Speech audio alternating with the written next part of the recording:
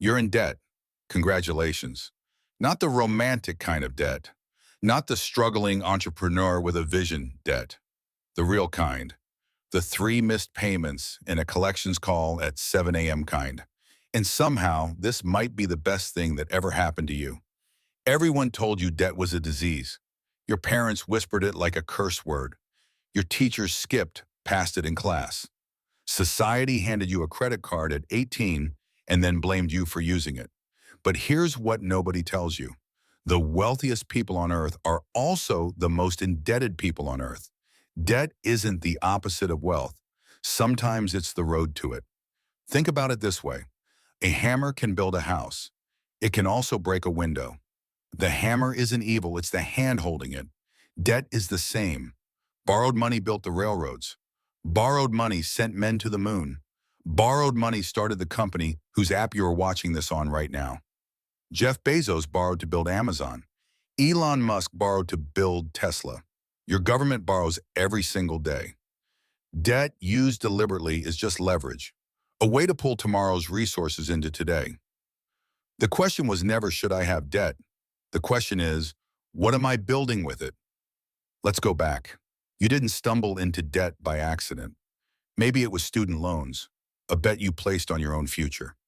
Maybe it was a medical bill, the price of still being alive.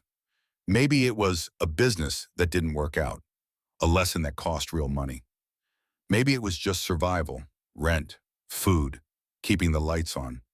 None of that makes you reckless. None of that makes you stupid. It makes you human. Debt doesn't mean you failed. It means you needed something and you found a way to get it. That's not weakness. That's resourcefulness. Here's where most people get stuck. They treat debt like a moral failing. They carry it like shame. They lie awake at 2 a.m. doing mental math that never adds up. The shame spiral is real. And it's also the thing that keeps people poor. Because shame paralyzes. Shame makes you avoid your bank statements. Shame makes you stop opening letters. Shame turns a manageable problem into an invisible monster. But the moment you stop seeing debt as punishment and start seeing it as a problem with a solution, everything shifts. Numbers on a page. That's all it is. Numbers on a page that can be changed, reduced, restructured, eliminated. You've solved hard problems before. This one has a formula. Nobody talks about this part. Debt is one of the most brutally effective teachers on the planet. It teaches you exactly where your money goes. It teaches you the difference between what you want and what you need. It teaches you to read the fine print, something school never bothered with. It teaches you negotiation. Interest rates aren't fixed. They just feel that way. It teaches you patience.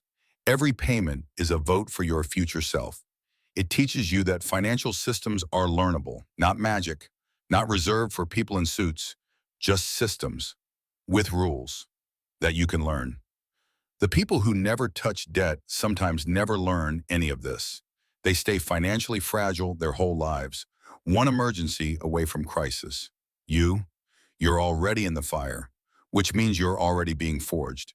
Here's something that sounds insane but is completely true. Going into debt and paying what back is how you build the score that unlocks opportunity. No credited history means no mortgage. No mortgage means no home equity. No home equity means no generational wealth. The system is designed around debt, not around avoiding it. Avoiding debt entirely doesn't make you safe. In many cases, it makes you invisible to the very systems that distribute opportunity. Your debt, managed well, becomes your track record. Your track record becomes your leverage. Your leverage becomes your life. History is full of them. Walt Disney went bankrupt before he built the empire. Abraham Lincoln drowned in debt most of his early life. Henry Ford failed twice and borrowed heavily before the Model T changed the world. These aren't feel-good exceptions. These are patterns. Debt forced them to get creative, to move fast, to stay hungry. Comfort is the enemy of innovation. Debt, uncomfortable as it is, keeps you moving. It turns vague ambitions into urgent ones. It converts someday into right now. Pressure, applied correctly, makes diamonds. Let's be honest about something. The people who suffer most from debt aren't the ones who borrowed. They're the ones who borrowed and then stopped moving, who took the loan and buried the fear instead of facing it, who made minimum payments and called it a plan. Debt only destroys you when you become passive inside it, when you let it sit on your chest instead of standing up under the weight.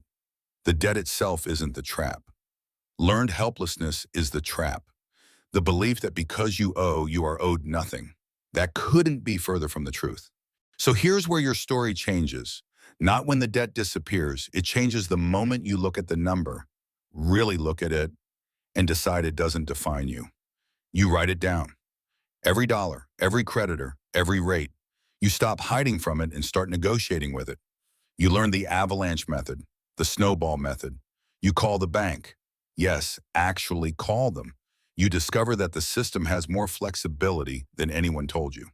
Hardship programs, deferments, settlements, refinancing. These aren't loopholes. They're doors that were always there. You just needed to stop staring at the wall and start looking for handles.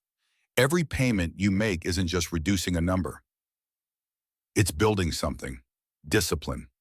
Proof that you finish what you start. Resilience. Evidence that pressure didn't break you. Knowledge. A financial education that no classroom gave you. A story. One that will make you genuinely useful to someone younger. Someone earlier in the spiral. Someone who needs to hear that it's survivable. Debt paid is not just debt gone. It's character earned. And character, unlike money, can never be repossessed. Here's the bigger picture.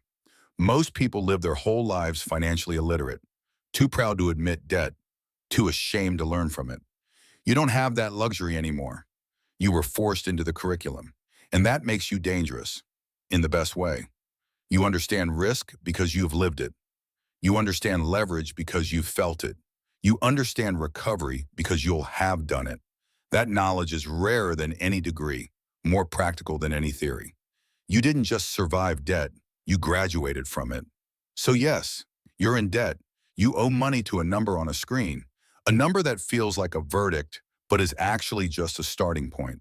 The samurai was born into a system he didn't choose, fighting battles that weren't his, for masters who forgot him the moment he fell. You get to choose your master. You can make debt serve you, or you can let it rule you. The sword doesn't choose who holds it. That part is always yours. Time moves fast after the turning point. Balances drop. Credit scores climb. One day you'll look back at the number that once kept you up at night and realize it was the price of admission to the version of yourself you were always supposed to become. Not in spite of the debt, because of it. You were never defined by what you owed.